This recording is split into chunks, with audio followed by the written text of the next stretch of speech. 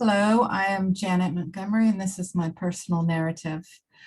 My strongest area of interpersonal communication, which has contributed positively to my relationships, has been emotional intelligence. One example would be with my daughter-in-law, Valerie. She was noticeably down, and I really wasn't sure exactly what was going on with her. So I reached out to her, but she at first said she was okay, didn't really want to talk. But a few days later, she did reach out to me, and it turned out a lot of things were bothering her. And her mother had recently moved to Idaho with her stepfather, so she just needed to talk to somebody. And I was very happy that I reached out to her because she just needed that connection because her mother had moved away about 6 months ago. Another example of contributing positively to my relationships, emotional intelligence has contributed to my relationship with my husband. Right now, we are going through kind of a tough time. His mother passed away less than 2 months ago. And on top of that, she left us two small chihuahuas, which she passed unexpectedly. And these chihuahuas are young dogs that are not potty trained. She has had them for 3 years, but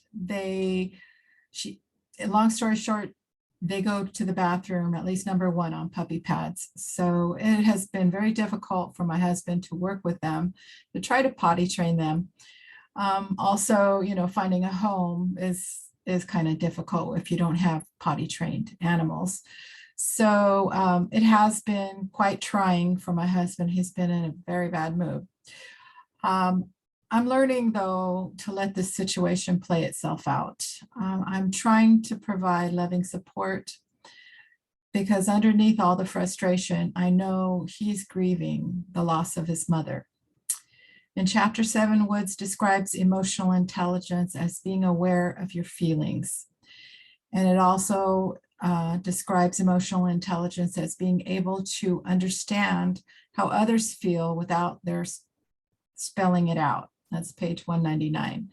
So it has been a blessing that I am aware and through the years, I've been able to connect, emotionally with my husband, but even more so now. And a way that I am very weak in interpersonal communication has been in the expression of physical love with hugs, etc. I did express this on our discussion board regarding emotional expression and reasons we don't express. I explained that my mother is from Japan, and although she didn't show much emotion or physical expression, I knew that she loved me, but she was always very reserved.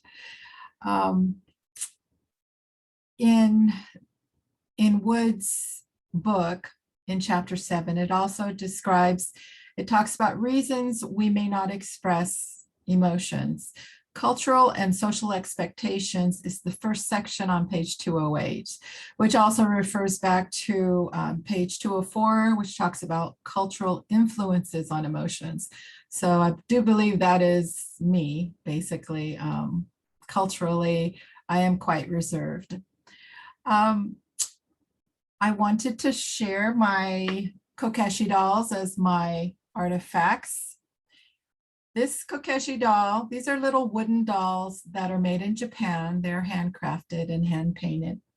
This little one is from Japantown in Los Angeles. And this one is from Nara, Japan, which I went to Japan in 2010 with my mother. So these are my artifacts. I probably have about 30 of them all over the house. They are quite precious to me. I do usually get them when I go on vacation if I can find one. And they remind me of my cultural heritage. So that was my personal narrative. Thank you very much.